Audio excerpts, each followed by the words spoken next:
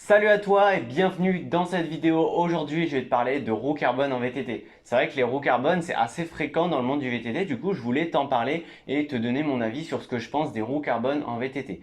Dans cette vidéo, tu vas vraiment tout savoir concernant les roues carbone, que ce soit en termes de rigidité, d'efficacité. Est-ce que c'est plus efficace que des roues aluminium? Est-ce que c'est plus solide que des roues aluminium? Et est-ce que ça vaut le coup d'acheter des roues carbone? Donc on va voir tous ces points-là dans cette vidéo. Allez, c'est parti. Juste, je tiens à me présenter. Moi, c'est Levo. Je suis un VTTiste passionné qui veut transmettre ma passion à d'autres VTTistes et aussi du coup aider d'autres personnes qui chercheraient à s'améliorer dans le monde du VTT.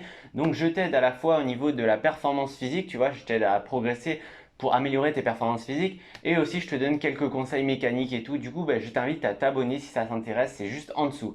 On commence avec le premier point, donc c'est le point qui fâche, c'est le prix. Alors le prix des jantes carbone est vraiment, je trouve, excessif. C'est vraiment super cher. En moyenne, ça tourne environ entre 1500 euros pour une paire de jantes et 2000 euros.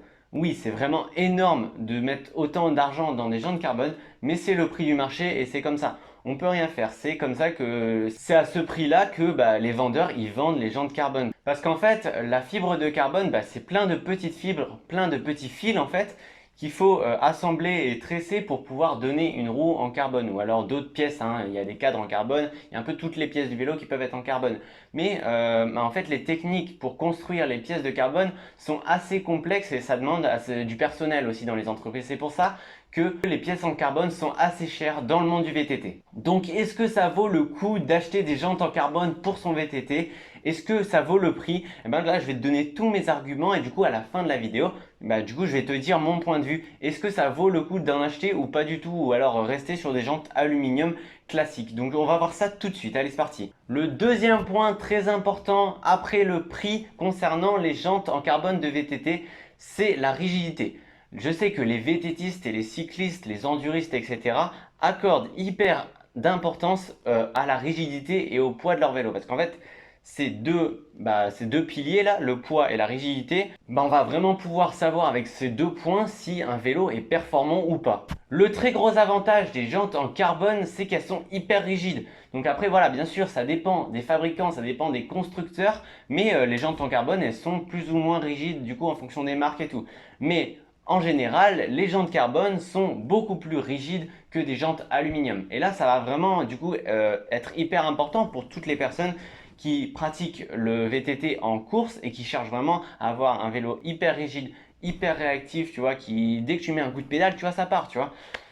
Tandis qu'avec des roues à aluminium, c'est vrai que voilà, ça part un peu moins fort. Les jantes de carbone, tu mets un coup de pédale, ça part direct. Par exemple, je sais pas, tu sors d'un virage, tu relances le vélo et là, c'est une fusée, hein, tellement que ça part super vite, c'est un truc de fou. Je sais pas si tu as déjà essayé de rouler avec des jantes de carbone, mais tu as une sensation vraiment hyper bonne quand tu les utilises parce que tu as l'impression d'avoir un vélo hyper réactif, hyper nerveux qui du coup t'obéit vraiment hyper bien. Le troisième point concernant les jantes carbone en VTT, c'est la légèreté. On sait que le carbone est plus léger que l'aluminium, donc les jantes en carbone sont plus légères que les jantes en aluminium. C'est logique.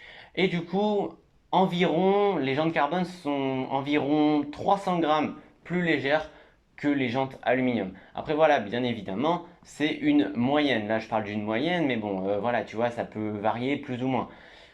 Voilà, donc 300 grammes, tu te dis, c'est pas beaucoup, tu vois, 300 grammes, je peux l'économiser autre part sur le vélo, je sais pas, je remplace ma tige de sel télescopique par une tige de sel rigide, tu vois, des petits trucs comme ça. Tu te dis, je vais pas mettre autant d'argent juste pour 300 grammes. Mais je vais t'expliquer tout de suite qu'en fait, ces 300 grammes, ils ont beaucoup plus d'importance que tu le penses. Donc pourquoi ces 300 grammes sont hyper importants?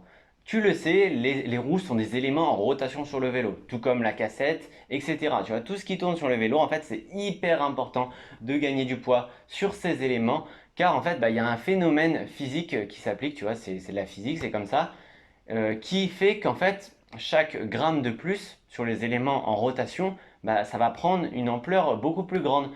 Ce qui fait que, tu vois, si tu as des éléments en rotation qui sont lourds sur ton vélo, tu vas avoir du coup du mal à le relancer, tu vas avoir du mal à le faire tourner, etc., etc. C'est pour ça que Ok, c'est 300 grammes, tu vois, mais vu que c'est sur un élément en rotation, en fait, tu économises beaucoup plus que 300 grammes. Le quatrième point qu'on voit ensemble à propos des jantes carbone en VTT, c'est la maniabilité. Donc, en effet, comme je te l'ai dit précédemment, vu que les jantes en carbone, du coup, sont des éléments plus légers en rotation, ça va te permettre de tourner, donc d'avoir beaucoup plus de maniabilité sur ton vélo qu'avec des jantes aluminium, tu vois. Tu vas prendre des jantes carbone, tu vois, et même si c'est exactement la même taille, etc., tu vois, vu qu'elles sont plus légères, tu vas réussir à beaucoup mieux tourner dans les virages, etc., etc. Plus, comme je t'ai parlé tout à l'heure, la rigidité. Donc déjà, tu vas mieux réussir à tourner dans ton virage, mais en plus, tu vas réussir à relancer plus rapidement ton vélo. C'est pas un point à négliger parce que, notamment par exemple sur les 29 pouces, c'est hyper intéressant d'avoir des jantes carbone.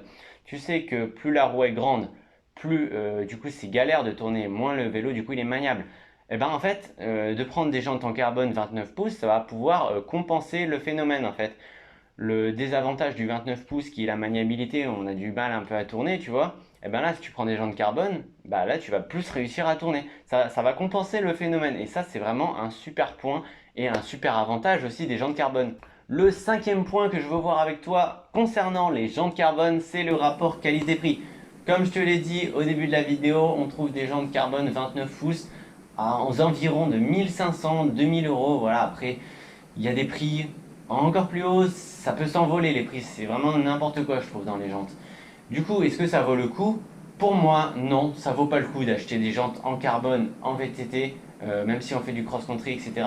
Peut-être que je vais en décevoir certains, tu vois, mais pour moi, ça vaut pas le coup, tu vois, de mettre autant d'argent pour si peu de différence. En fait, il y a des jantes alu qui sont hyper rigides et hyper efficaces, tu vois. Elles coûtent peut-être 1000 ou je sais pas, 1100 euros, etc. Tu vois, c'est déjà hyper cher, je trouve, moi, personnellement. Et ça fait le job, tu vois. Après, c'est à toi de t'améliorer, c'est à toi d'améliorer tes performances physiques pour être meilleur, tu vois.